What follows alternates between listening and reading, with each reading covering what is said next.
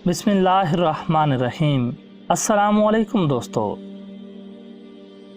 इमाम अबू हनीफा रहमतुल्लाह अलैह का वाक़या है कि उनके ज़माने में महदी जो उमवी खलीफा था, उसके दरबार में एक दहरिया आया जो खुदा की ज़ात से इनकार करता था। उसने कहा, मैं नहीं मानता कि खुदा मौजूद है। यह कायनात तभी रफ्तार से खुद बनी है और खुद चल रही है। लोग मर रहे हैं और पैदा हो रहे हैं वगैरह। ये सब एक तभी कारखाना है, कोई बनाने वाला नहीं है। ये उसका दावा था और उसने चैलेंज किया था कि मुसलमानों में जो सबसे बड़ा आलिम हो उसको मेरे मुकाबले में लाया जाए ताकि उससे बहस करूं। और लोग गलती में मुब्तला हैं कि अपनी ताकतों को खामखा एक गैबी ताकत के ताबे कर दिया है जो सारे जहान को चला रही है। तो उस जमाने में सबसे बड़े आलिम इमाम अबू हनीफा रहमतुल्लाह अलैह थे। महदी ने इमाम साहब रहमतुल्लाह अलैह के पास आदमी भेजा। रात का वक्त था, रात ही को खलीफा का दरबार मुनक्किद होता था। आदमी भेजा कि वो आकर इस दहरिया से बहस करें और इसे समझाएं और राय रास्त पर लाएं। चुनाचे आदमी इमाम अबू हनीफा रहमतुल्लाह अलैह के पास पहुंचा। बगदाद में एक बड़ा दरिया है, इसे दजला कहते हैं। उसके एक जानिब शायद महलात थे, एक जानिब शहर। तो इमाम अबू हनीफा रहमतुल्लाह अलैह शहर में रहते थे, इसलिए दरिया पार करके आना पड़ता था। उसने कहा कि असल में दरबार में एक दहरिया आ गया है और वो दावा कर रहा है कि खुदा का वजूद नहीं है, कायनात खुद ब खुद चल रही है, आपको मुनाजरे के लिए बुलाया है। इमाम साहब ने फरमाया, अच्छा आप जाके कह दें कि मैं आ रहा हूँ। वो आदमी वापस आ गया और कहा कि इमाम साहब रहमतुल्लाह अलैह को मैंने खबर कर दी है और आप आने वाले हैं। अब दरबार लगा हुआ है, खलीफा उमरा वुज़रा बैठे हुए हैं और दहरिया भी बैठा हुआ है। इमाम साहब का इंतजार है मगर इमाम साहब नहीं आ रहे। रात के 12 बज गए, इमाम साहब ना आए। दहरिया की बान आई। उसने कहा, मालूम होता है कि इमाम साहब डर गए हैं और समझ गए हैं कि कोई बड़ा फलसफी आया है, मैं इससे निमट नहीं सकूंगा, इस वास्ते घर में छुप कर बैठ गए हैं और आप यकीन रखें वो नहीं आएंगे। मेरे मुकाबले में कोई नहीं आ सकता। अब खलीफा भी मुतामिल है, दरबारी भी हैरान है और दहरिया बैठा हुआ ही दिखा रहा है। जब रात के 1 बजा तो इमाम साहब रहमतुल्लाह अलैह पहुंचे, दरबार में हाजिर हुए। खलीफा वक्त ने ताजीम की, तमाम दरबार खड़ा हो गया। खलीफा ने इमाम साहब से कहा कि आप इतनी देर में क्यों आए? आदमी रात के 8 बजे भेजा गया था, अब रात का 1 बजा है, आखिर इतनी ताखीर की क्या वजह पेश आई? शाही हुक्म था, उसकी तामील जल्दी होनी चाहिए थी, ना ये कि इसमें इतनी देर लगाई जाए।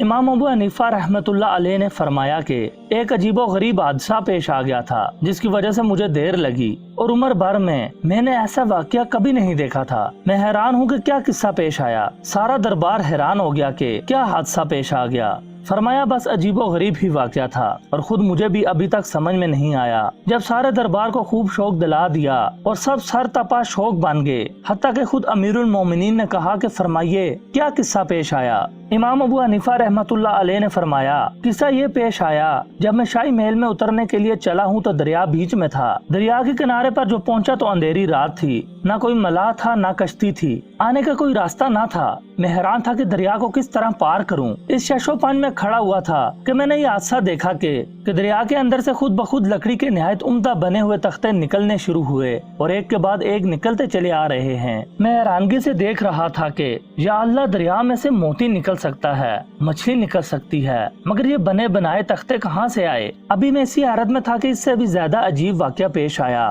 कि तख्ते खुद ब खुद जुड़ने शुरू हुए। जुड़ते जुड़ते कश्ती की सूरत हो गई। मैंने कहा, या अल्लाह, ये किस तरह से कश्ती बन गई? आखिर इन्हें कौन जोड़ रहा है कि ऊपर नीचे खुद ब खुद तख्ते लगे चले जा रहे हैं। अभी मैं इसी हैरत में था कि दरिया के अंदर से लोहे की कीलें निकलनी शुरू हो गईं और खुद ब खुद उसके अंदर ठुकने लगीं और जुड़ जुड़ा के बेहतरीन किस्म की कश्ती बन गई। मैं हैरत में कि ये क्या माजरा है। ये तख्ते जो जुड़े हुए थे, इनके दर्जों से पानी अंदर घुस रहा था कि दरिया के अंदर से खुद ब खुद एक रोगन निकलना शुरू हुआ और इन दर्जों में वो भरना शुरू हुआ जिससे पानी अंदर घुसना बंद हो गया।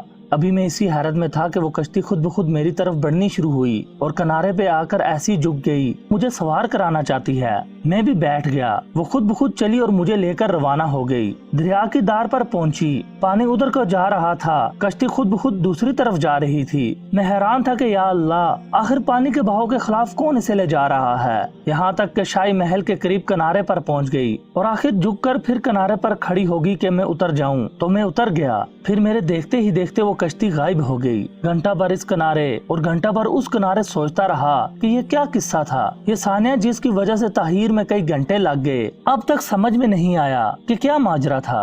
और मैं खलीफा से माफी चाहता हूँ कि 8 बजे बुलाया गया और 1 बजे पहुँचा हूँ। दहरिये ने कहा, इमाम साहब, मैंने तो ये सुना था कि आप बहुत बड़े आलिम हैं, बड़े दानिशमंद और फाजिलमंद आदमी हैं, मगर बच्चों की सी बातें कर रहे हैं। भला ये मुमकिन है कि पानी में से खुद ब खुद तख्ते निकल आएं, खुद ही जुड़ने लगें, खुद ही कीलें ठुक जाएं, खुद ही रोगन लग जाए, खुद आके कश्ती अपने आप को झुका दे, आप उस पर बैठ जाएं और खुद ही लेकर चल दे? ये कोई अकल में आने वाली बात है? मैंने समझा था कि आप बड़े दानिशमंद, फाजिल और आलिम हैं। इमाम आपका लकब है और बातें कर रहे हैं आप नादानों और बच्चों जैसी। ये कैसे मुमकिन है कि कोई कश्ती बनाने वाला नहीं, खुद ब खुद बन गई, कोई कीले ठोकने वाला नहीं, खुद ब खुद ठुक गई, कोई रोगन भरने वाला नहीं, खुद ही भर गया, कोई चलाने वाला मला नहीं, खुद ही चल पड़ी, कोई समझाने वाला नहीं, खुद ही समझ गई कि मुझे शाही महल के ऊपर जाना है। क्या ये अकल में आने वाली बात है? इमाम अबू हनीफा रहमतुल्लाह अलैह ने फरमाया, अच्छा ये बात नादानी और बेवकूफ़ी की है। उसने कहा, जी हाँ। आप रहमतुल्लाह अलैह ने फरमाया, एक कश्ती बगैर बनाने वाले के बन न सके, बगैर चलाने वाले के चल न सके, बगैर कीले ठोकने वाले के इसकी कीलें ठुक न सकें। और ये इतना बड़ा जहान, जिसकी छत आसमान है, जिसका फर्श जमीन है, जिसकी फिजा में लाखों जानवर हैं, ये खुद ब खुद बन गया, खुद ही चल रहा है। सूरज भी, चांद भी खुद ही चल रहे हैं। ये कोई अकल में आने वाली बात है क्या? एक मामूली कश्ती जिसे इंसान बना सकता है, ये तो बगैर बनाने वाले के ना बने। और इतना बड़ा जहान हो जो इंसान के बस में भी ना हो, वो खुद ब खुद बन जाए।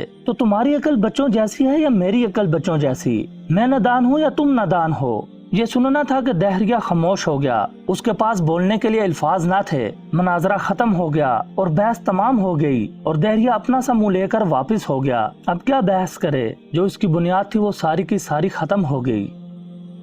दोस्तों, उम्मीद करता हूँ ये वीडियो आपको पसंद आई होगी। वीडियो पसंद आई हो तो इसे लाइक और शेयर जरूर कर दें। मजीद अच्छी वीडियोस देखने के लिए हमारे चैनल को सब्सक्राइब करें और घंटी का बटन लाजमी दबाएं। अगली वीडियो तक के लिए मुझे दीजिए इजाजत। अल्लाह हम सब का हामी और नासिर हो।